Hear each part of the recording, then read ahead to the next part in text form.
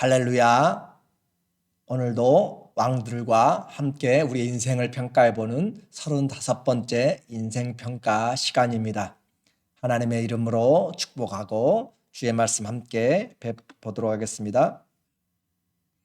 열왕기하 10장 30절 여호와께서 예후에게 이르시되 내가 나 보기에 정직한 일을 행하되 잘 행하여 내 마음에 있는 대로 아합 집에 다 행하였은즉 내 자손이 이스라엘 왕위를 이어 4대를 지내리라 하시니라.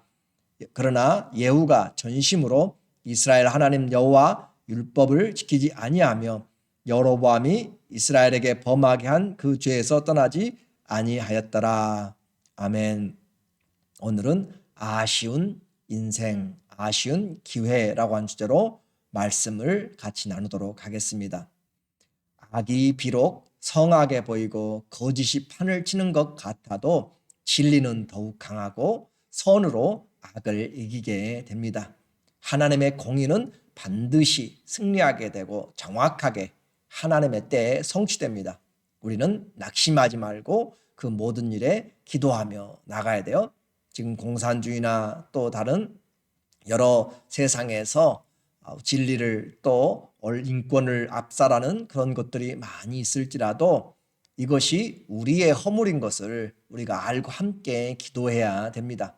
그들만의 잘못이 아니라 우리를 치시는 우리의 죄들을 하나님이 이스라엘이 잘못했을 때 그보다 더 악한 바벨론을 통하여서 또 아시리아를 통하여서 애굽을 통하여서 심판하신 것 같이 우리를 채찍질로 사용하시는 그들은 불쏘시개의 심판자들의 역할이 되게 되기 때문에 우리는 이런 것을 보면서 그들을 위해서도 우리를 위해서도 회개하며 기도해야 될 이런 때죠.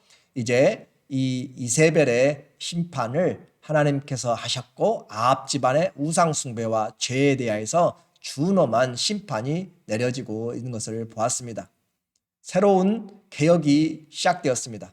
새롭게 왕이 된 예후가 그의 개혁을 하면서 먼저 아합 집안의 모든 아들 왕자 70명을 모조리 다 죽이게 되어 그리고 남쪽 유다에서 영문도 모르고 아합 집안의 문안을 가던 사절단 일행도 모두 죽임을 당합니다. 무슨 말이에요?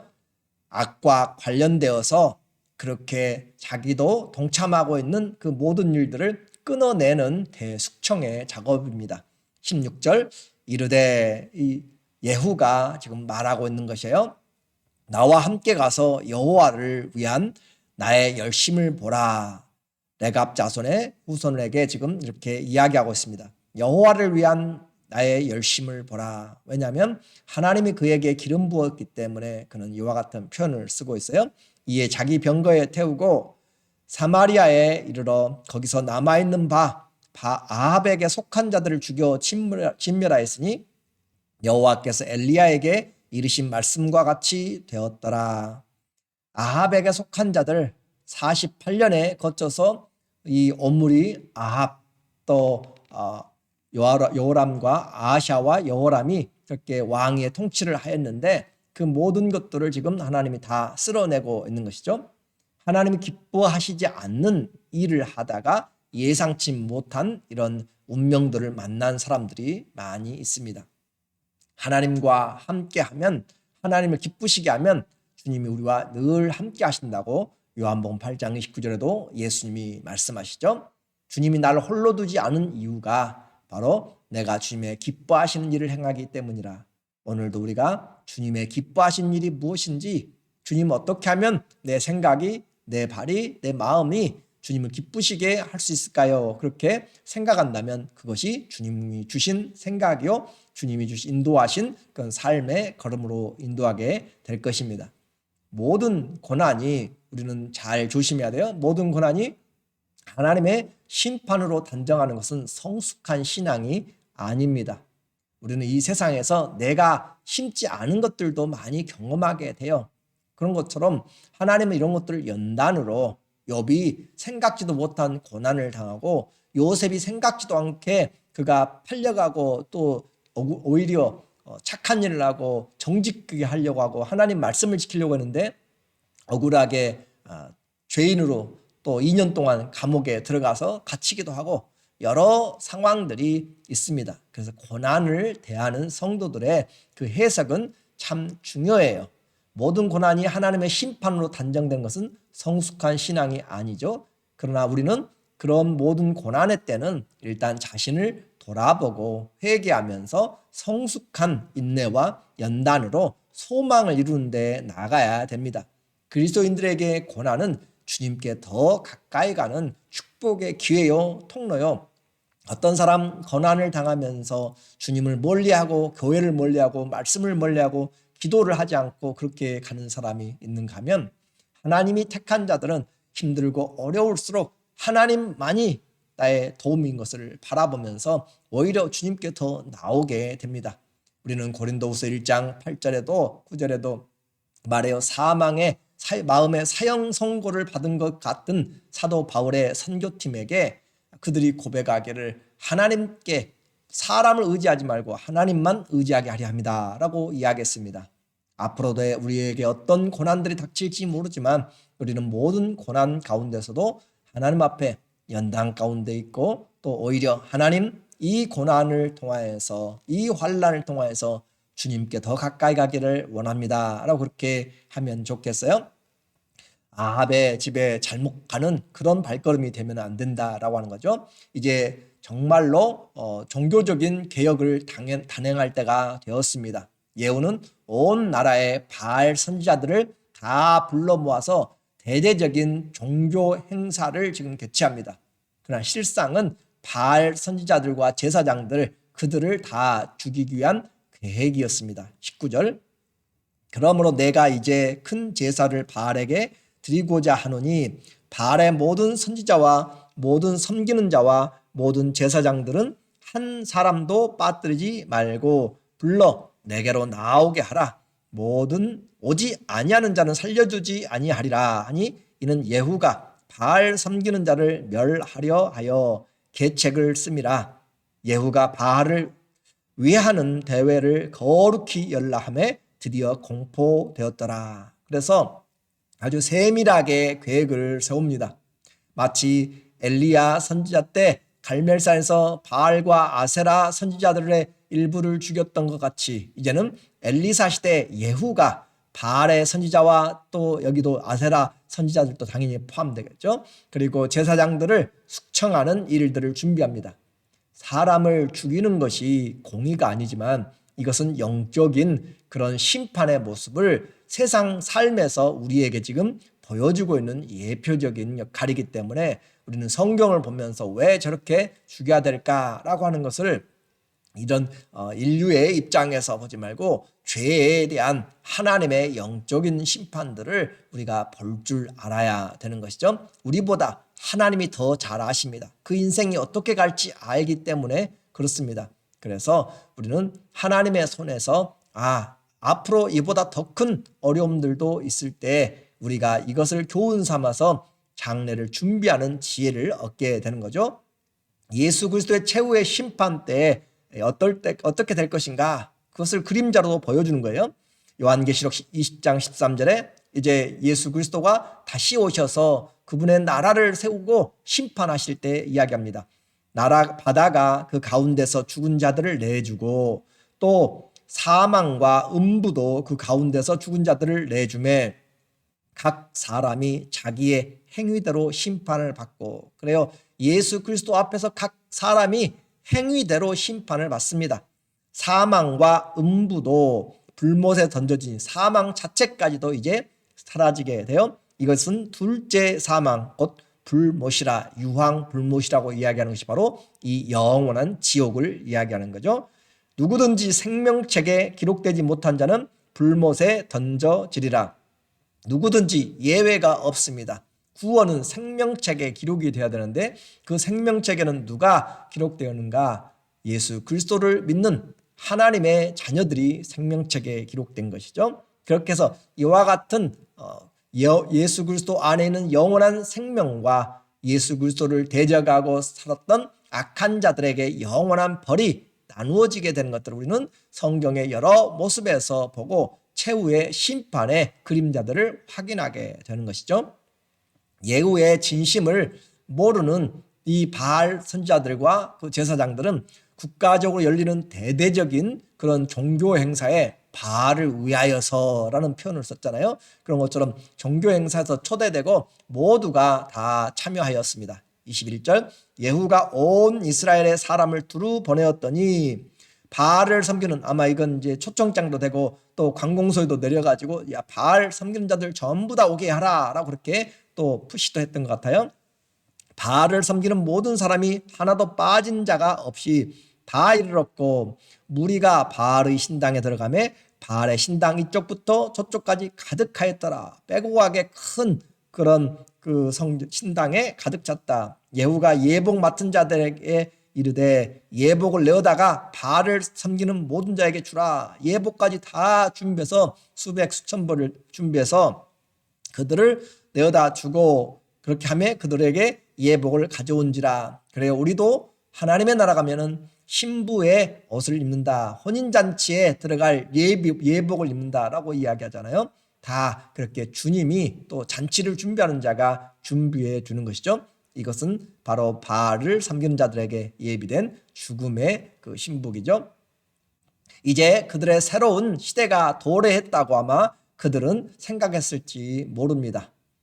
혹시 잘못된 사람들이 이 자리에 있을까 하여서 예후는 이 사람들 중에서 갈라내기 시작해요. 마치 심판의 때 악인 중에서 의인들을, 또 의인 중에서 악인들을 갈라내고 또 하나님께서 알곡과 가라지를 갈라내는 것처럼 그 속에 혹시 여호와의 선지자들이 있는가 자세히 살펴보면서 다 갈라냅니다. 23절에 예후가 레갑의 아들 여호나답과 더불어 바알의 신당에 들어가서 바알을 섬기는 자들에게 이르되 너희는 살펴보아 바알을 섬기는 자들만 여기 있게 하고 여호와의 종은 하나도 여기 너희 중에 있지 못하게 하라 하고, 그래서 신분이 분명하게 나누어지게 됩니다.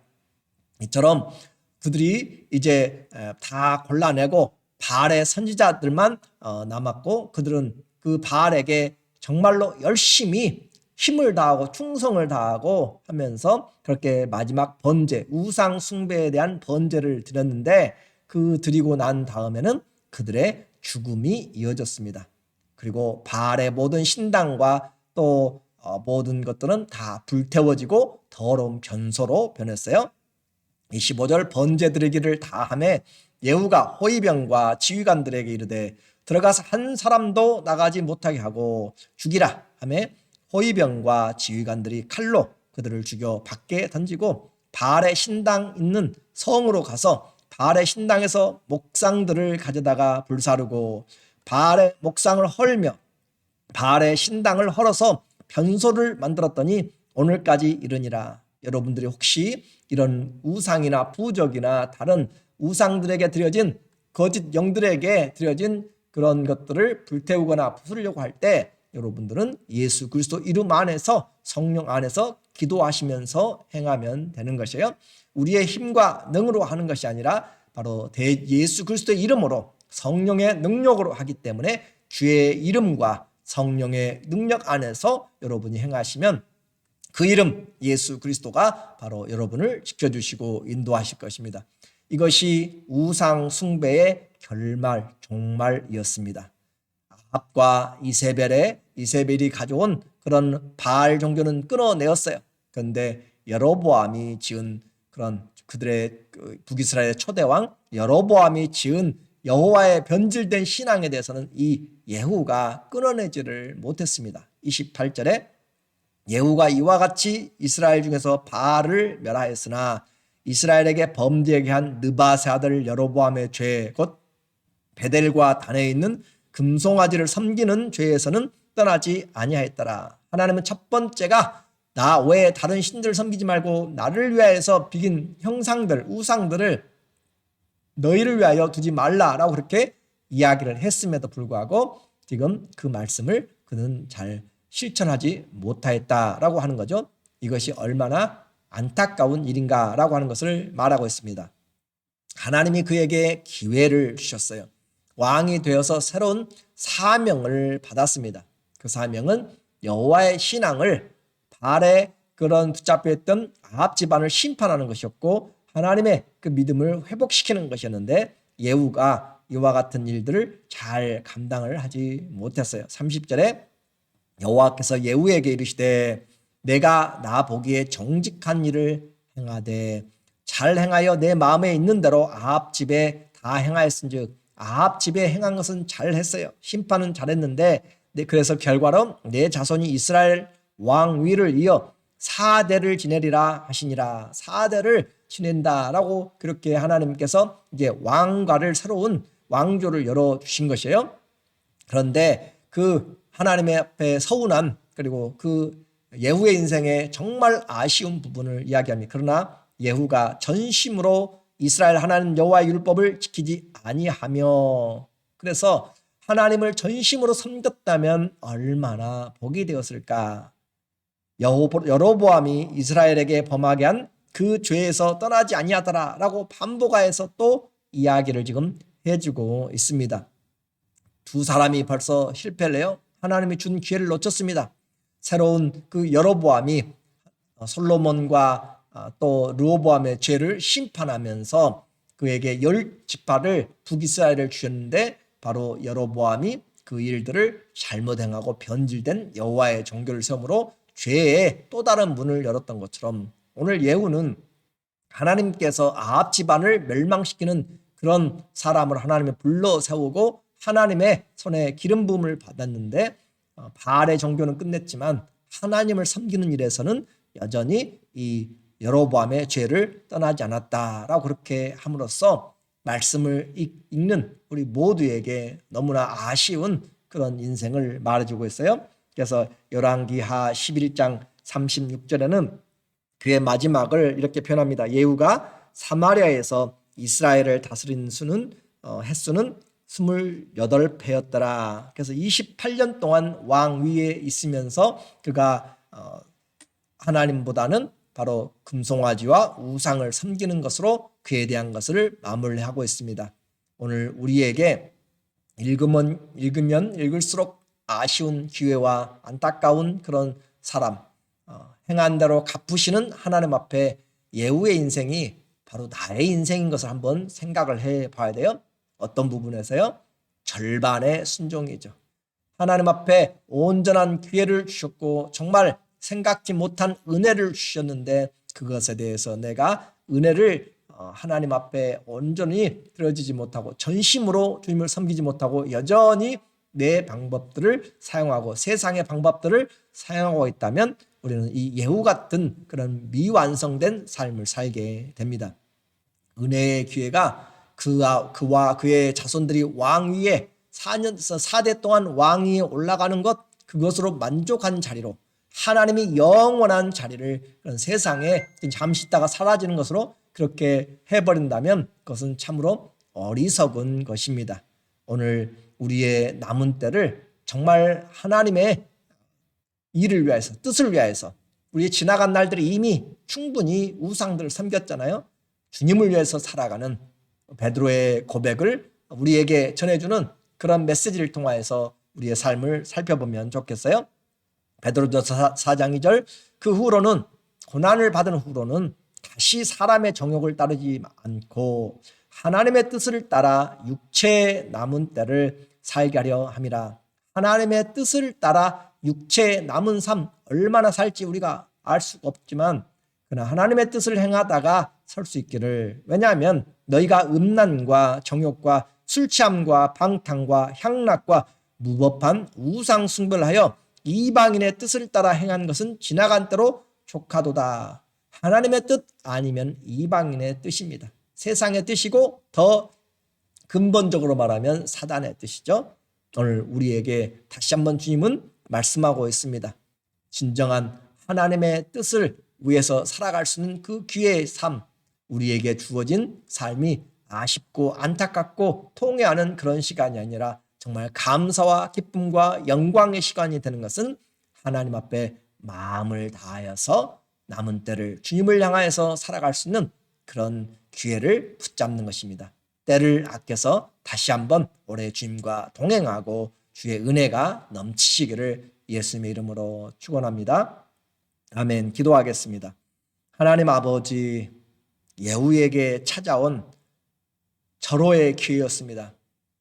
그러나 하나님의 기대하신 바에 미치지 못하는 아쉬운 인생, 오늘 우리의 인생도 하나님이 원하신 데까지 나가지 못하고 그냥 근처에서만 바닷가에만 머물러 있지 않는지 오늘 보면서 온전한 순종 다시 한번 행하게 하시고 주님과 끝까지 동행하는 삶, 믿음에서 믿음으로 이루는 삶, 은혜에서 은혜로 성령으로 시작했다가 육체로 맞춰버리는 어리석은 자가 되지 않도록 주님, 날이 갈수록 주님의 깊은 은혜와 사랑에 인도되어서 믿음에 굳게 서서 믿음으로 사단을 대적하고 그리스도의 이름을 위하여서 잘 행하며 동행하도록 도와주시옵소서.